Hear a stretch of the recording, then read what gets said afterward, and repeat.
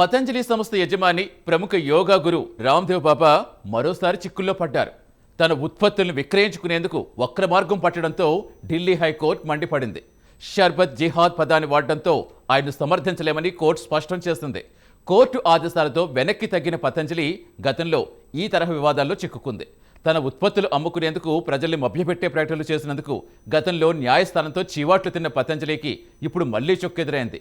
Love జిహాద్, vote జిహాద్ లాగే ఇది షర్బత్ జిహాద్ అంటూ వివాదాస్పద వ్యాఖ్యలు చేయటమే తాజా వివాదానికి దారితీస్తుంది.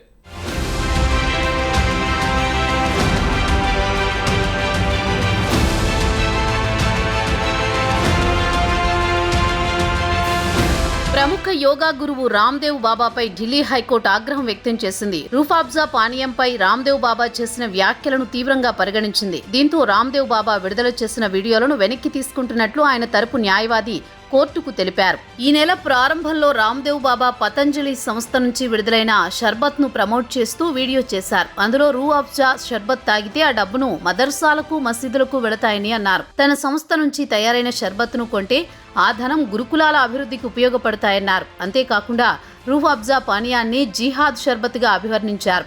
రామ్దేవ్ బాబా వ్యాఖ్యలపై రూహ్ అఫ్జా సంస్థ ప్రతినిధులు ఢిల్లీ హైకోర్టును ఆశ్రయించారు. కేసును పరిశీలించిన కోర్టు తీవ్ర అసంతృప్తి వ్యక్తం చేసింది. రామ్దేవ్ బాబా చేసిన వీడియోను నమ్మలేకపోయానని న్యాయమూర్తి వ్యాఖ్యానించారు. మతపరమైన విద్వేషాలను రెచ్చగొట్టే విధంగా వీడియో ఉందని హమ్ దర్ద్ తరపున వాదించిన న్యాయవాది ముకుల్ రోహత్గి కోర్టుకు తెలిపారు. ఆయనతో ఏకీభవించిన న్యాయస్థానం వీడియోలను వెంటనే తొలగించాలని ఆదేశించారు. మరో గంటలో తమ నియంత్రణలో ఉన్న అన్ని వీడియోలను తొలగించనున్నట్లు పతంజలి తరపు న్యాయవాది హామీ ఇచ్చారు. భవిష్యత్తులో కూడా ఇలాంటి ప్రకటనలు, వీడియోలు సోషల్ మీడియాలో పోస్ట్ చేయమని పేర్కొంటూ అఫిడవిట్లో దాఖలు చేయాలని న్యాయస్థానం ఆదేశించింది.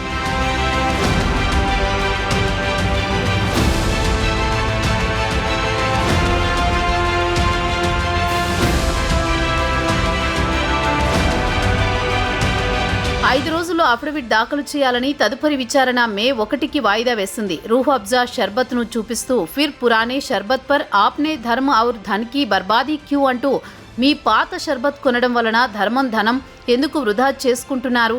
మీరు ఆ షర్బత్ తాగితే మదర్సాలు, మసీదులు నిర్మించబడతాయి. అందుకు బదులు పతంజలి గులాబీ షర్బత్ను తాగండి. ఈ ధనంతో గురుకులాలు నిర్మించబడతాయి. ఆచార్య కులం అభివృద్ధి చెందుతుంది. పతంజలి విశ్వవిద్యాలయం విస్తరిస్తుంది. భారతీయ శిక్షా బోర్డు అభివృద్ధి చెందుతుంది అని వీడియో చేశారు రామ్దేవ్ బాబా. రూహ్ అఫ్జా షర్బత్ను లవ్ జిహాద్ షర్బత్గా అభివర్ణించారు బాబా రామ్దేవ్. ఇతర కూల్ డ్రింక్స్లను టాయిలెట్ క్లీనర్లతో పోల్చారు. ప్రజలు తమ కుటుంబాన్ని, పిల్లలను టాయిలెట్ క్లీనర్ కూల్ డ్రింక్స్ నుంచి రక్షించుకోవాలంటే పతంజలి షర్బత్ను మాత్రమే ఎన్నుకోవాలని ఆయన ప్రకటనలో తెలిపారు.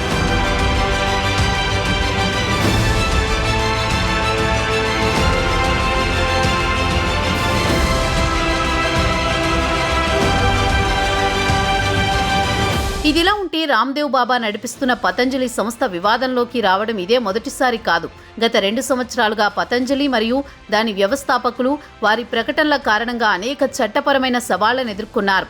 అప్పట్లో అలోపతి, ఇంగ్లీష్ మెడిసిన్ మీద వివాదాస్పద వ్యాఖ్యలు చేసిన ఆయన తాజాగా హమ్ దర్ద్ హాట్ కామెంట్స్ చేశారు. అయితే గతంలో పతంజలి ఆయుర్వేదంపై ఇండియన్ మెడికల్ అసోసియేషన్ పిటిషన్ దాఖలు చేసిన తర్వాత ఈ విషయం జాతీయంగా తీవ్రమైంది. దీని ఫలితంగా సుప్రీంకోర్టు దాని ప్రకటనలపై తాత్కాలిక నిషేధం విధించింది. తప్పుదోవ పట్టించే వాదనలపై ధిక్కార నోటీసులు జారీ చేసింది. దివ్య ఫార్మసీ తప్పుదారి పట్టించే ప్రకటనలకు సంబంధించిన కేసులో బాబా రామ్దేవ్, ఆచార్య బాలకృష్ణ హాజరు కాకపోవడంతో జనవరిలో కేరళ కోర్టు బెయిలబుల్ వారెంట్లు జారీ చేసింది. కోజికోడ్లో కూడా ఇలాంటి కేసు నమోదైంది.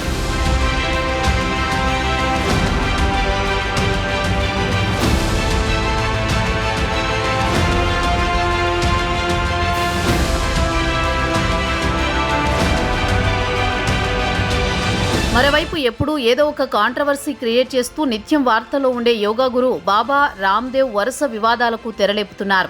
2021లో రామ్దేవ్ బాబా వర్సెస్ అలోపతి, ఆయుర్వేదం వర్సెస్ ఇంగ్లీష్ మెడిసిన్ వివాదం చినికి కోర్టు కేసుకు దారితీసింది. గతంలో అలోపతి వైద్యంపై వివాదాస్పద వ్యాఖ్యలు చేశారు రామ్దేవ్ బాబా. ఆయనపై ఉత్తరాఖండ్ వైద్యుల బృందం ఏకంగా 1000 కోట్లకు పరువు నష్టం దావా వేసింది. 15 రోజుల్లోగా రామ్దేవ్ బాబా లిఖితపూర్వక క్షమాపణలు చెప్పాలని, లేదంటే 1000 కోట్లు చెల్లించాలని ఐఎంఏ ఉత్తరాఖండ్ నోటీసులు పంపింది. అయితే అప్పట్లో అలోపతి వైద్యంపై రామ్దేవ్ బాబా చేసిన వ్యాఖ్యలు తీవ్ర దుమారం రేపాయి. అలోపతి పనికిమాలిన వైద్యమంటూ ఆయన చేసిన వ్యాఖ్యలు వివాదాస్పదమయ్యాయి.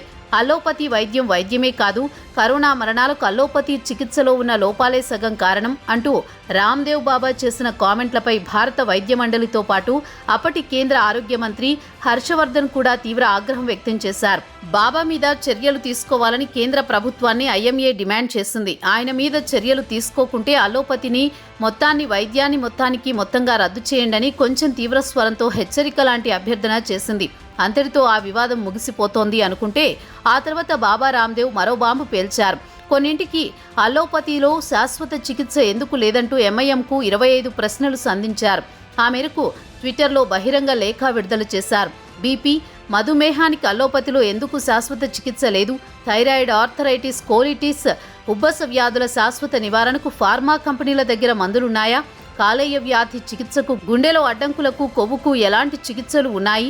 పార్శ్వపు నొప్పి, మతిమరుపు, పార్కిన్సన్ వ్యాధులను ఏ విధంగా నయం చేస్తారు అంటూ ఐఎంఏ ముందు తమ సందేహాలను ఉంచారు. రామ్దేవ్ బాబా లేఖతో ఆగ్రహించిన ఐఎంఏ ఉత్తరాఖండ్ అప్పట్లో ఆయనపై 1000 కోట్లకు పరువు నష్ట దావా వేయడం కలకలం రేపింది.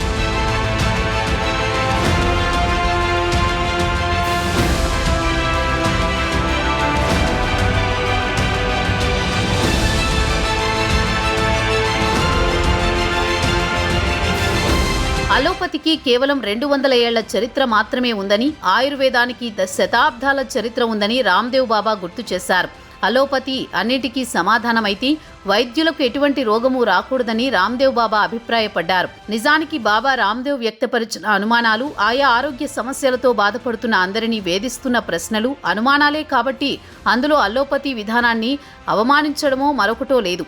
కారణాలు ఏవైనా విభిన్న వైద్య విధానాలను మంచి చెడులు, బాగోగులపై చర్చకు కరోనా ఒక అవకాశాన్ని కల్పించింది. కాబట్టి ఈ చర్చ మరింత నిర్మాణాత్మకంగా కొనసాగితే విభిన్న వైద్య విధానాల విషయంలో గల విభేదాలు తొలగిపోయి అవగాహన పెరుగుతుందని నిపుణులు సూచిస్తున్నారు. అంతేగాని కోర్టు కేసులతో విషయాన్ని వివాదంగా మార్చడం మినహా మరేమీ ప్రయోజనం ఉండదంటున్నారు. ఇదిలా ఉంటే తాజాగా బాబా రామ్దేవ్ మళ్లీ చిక్కుల్లో పడ్డారు. షర్బత్పై ఆయన చేసిన వ్యాఖ్యలు దుమారం రేపుతున్నాయి. దీనిపై ఢిల్లీ హైకోర్టు అభ్యంతరం వ్యక్తం చేసింది. రూఫ్ అబ్జాను లక్ష్యంగా చేసుకుని షర్బత్ జిహాద్ వంటి వ్యాఖ్యలు చేసిన బాబా రామ్దేవ్ వ్యాఖ్యలపై ధర్మాసనం తీవ్ర అసంతృప్తి వ్యక్తం చేసింది. ఇది కోర్టు అంతరాత్మను షాక్కు గురిచేసిందని, ఇలాంటి వ్యాఖ్యలు ఎంతమాత్రం సమర్థనీయం కాదు అని కోర్టు వ్యాఖ్యానించింది. మరోవైపు సోషల్ మీడియాలో రామ్దేవ్ బాబా చేసిన వీడియోకు పాజిటివ్, నెగిటివ్ కామెంట్స్ వస్తున్నాయి. కొందరు నిజమేనని సమర్థిస్తున్నారు. మరికొందరు పతంజలి ప్రొడక్ట్స్ అమ్ముకోవడానికి ఇలాంటి వివాదాన్ని క్రియేట్ చేస్తున్నారని విమర్శిస్తున్నారు. రూ అబ్జాని కాపీ కొట్టి పతంజలి షర్బత్ తీసుకొచ్చారని, దాన్ని అమ్ముకోవడానికి హిందూ ముస్లిం సెంటిమెంట్ తెరపైకి తెస్తున్నారని నెటిజన్లు విమర్శిస్తున్నారు.